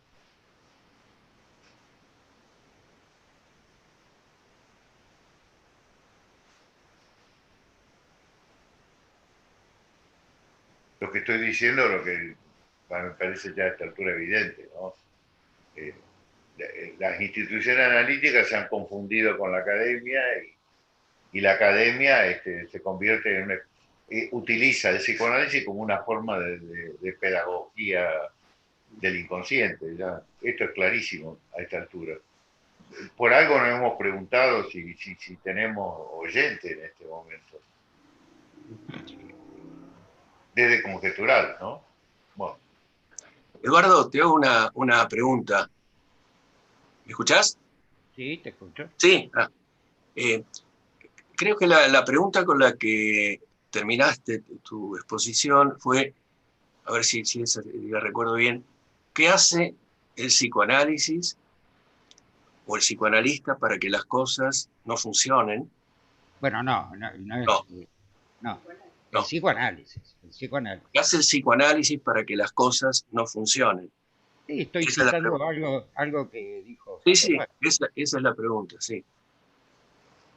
Yo creo que lo que hace es respetar el malentendido, darle lugar. Un lugar estructural importantísimo. El final, el párrafo final del texto de Jorge lo dice.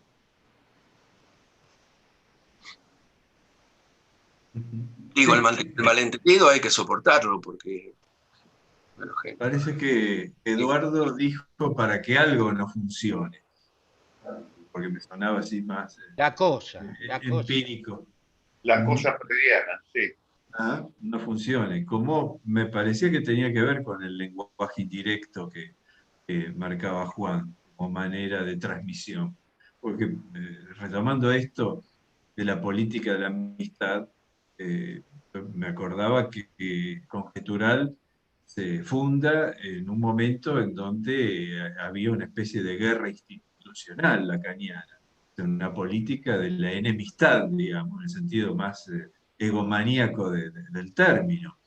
Y haber desplazado la transmisión a la escritura, salir de escena, producir un lenguaje directo, me parece que marcó en la historia de la transmisión del psicoanálisis en Argentina que no había manera de transmitir el psicoanálisis sino de manera indirecta. Hay transmisión cuando se produce algo que no funciona. Y eso a partir de una política de escritura, de una política de amigos, que no es un club de amigos, o sea, porque está intermediada por la escritura esa política. Me deja la idea del valor de conjetural en la transmisión del psicoanálisis. Inclusive es indirecto también porque hacía de transmisión psicoanalítica que escriban no psicoanalistas, que es lo que Eduardo Gruner decía la vez pasada, como al amparo de vaya a saber qué, pero escribiendo ahí, Gruner, como muchos otros, transmitían algo del psicoanálisis, o sea, como única manera de transmisión, un lenguaje indirecto. Parece que hay que como que medir, ya que estábamos con esto del anacronismo de los textos de Pinkis como medida de actualidad del psicoanálisis, medir lo que produjo Conjetural, ¿no? Aparte, ya que estamos con casi todos los fundadores, en la historia del psicoanálisis, ¿no? Yo partía de lo que implicó para la maestría, pero me parece que mucho más allá que eso, por supuesto.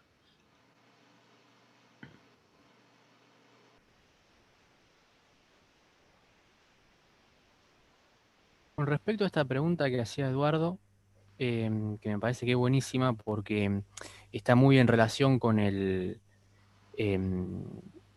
artículo que está en el libro que se llama La cosa que funciona.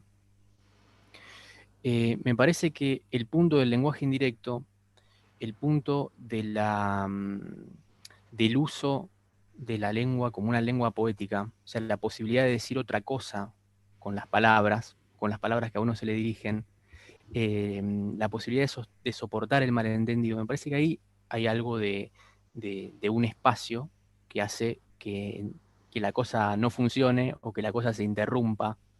En todo el libro está muy en juego la cuestión de la Einstellung, es decir, de la desfiguración. Bueno, a lo mejor hay algo Jorge en alguno de los artículos dice lo que imperfecciona el símbolo, ¿no? Y es toda una vía diferente a la de cierto psicoanálisis que se apoya por ahí en, en cierta situación de perfección del símbolo, ¿no? Acá hay algo que lo arruina, y esa posibilidad de arruinarlo es casi como un margen de libertad. En ese artículo, si les leo un párrafo, que me parece que es muy bueno, de la cosa que funciona, dice lo siguiente: al peso adquirido por las eurocorrientes del pensamiento se suman trabajos de mérito que provienen de historiadores, sociólogos y antropólogos de lengua inglesa. Ello impulsó una disponibilidad respetuosa y atenta hacia experiencias diversas que quieren tomar distancia de complicidades activas o inadvertidas y, con las mejores intenciones, se hace la misma operación que la que ahora se propuso en el Rijksmuseum de Ámsterdam: sustituir palabras que provienen de la época colonial por otras que la actualidad considera más pulcras. El sirviente de raza negra que aparece en la pintura dejará de ser Neger, para llamarse Schwarz o Black. Esta desinfección higiénica, envuelta en la pretensión de devolver las palabras a las cosas, borronea la violencia de las palabras y las cosas. Me parece que en todo caso es ese otro lado el que hace que la cosa no funcione, ¿no? Una lengua que no sea higiénica y que no encubra la violencia entre palabras y cosas. Digo, hay algo del estilo que se juega en esa posibilidad.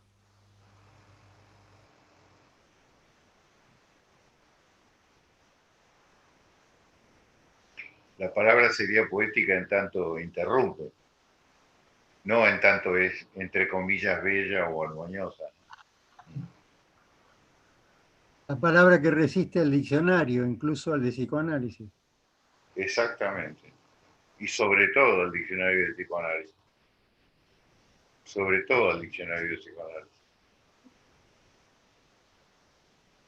Exactamente. Ahora, Jorge Palán decía que la única clase que encontraba en el libro era la de en donde se discutía la presentación de enfermos, o sea que en realidad es una especie de anticlase porque ataca directamente a cierta perfección de la clínica, del símbolo. O sea que la presentación de enfermos puede efectivamente transmitir el psicoanálisis, casi sería la contrafigura de conjetural, o sea que no abunda justamente en presentaciones clínicas, sino que son rasgos oblicuos donde aparece la clínica, sin embargo, parece haber incidido en producir una suerte de clínica por transmisión indirecta. Carlos, pero ¿por qué no podría ser una clase, una anticlase? Sí, no digo que no. Yo he remarcado lo de anticlase por el modo en que destruía así, pieza por pieza, la presentación de enfermos como método y no Claro. como aura transferencial de Lacan. Bueno, las clases de Lacan son anticlases desde todo punto de vista. Claro, pero se quiso elevar la presentación de enfermos en un modelo de transmisión directa o en un modelo de Claro. símbolo perfecto. Bueno, pero en general el psicoanálisis actual pedagógicamente tiende a denunciar la disarmonía desde un punto de vista de un lenguaje absolutamente unívoco y armónico. Basta leer la mayoría de los textos. Tal es así que uno se aburre con ello, porque apenas se pronunciaron dos frases uno ya puede adivinar todo lo que viene, ¿no? Hay una cartografía perfectamente codificada, diría yo. Pero bueno, son los tiempos actuales. Me parece que los tiempos actuales no son privativos del psicoanálisis. En general, lo que llamamos la cultura tiende a esa fetichización de la mercancía universitaria. En todos los terrenos acontece esto, ¿no? Me parece que excede largamente el problema del psicoanálisis. Y junto a ello está la veneración de los padres fundadores, eso es evidente.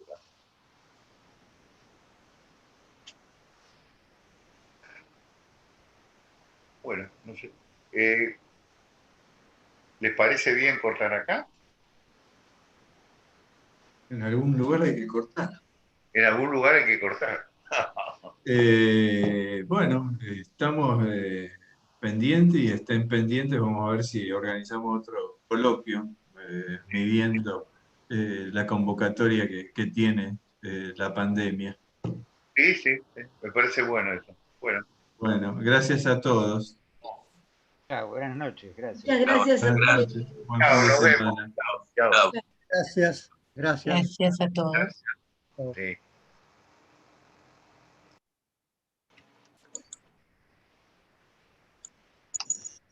Chao, gracias, saludos. Chao.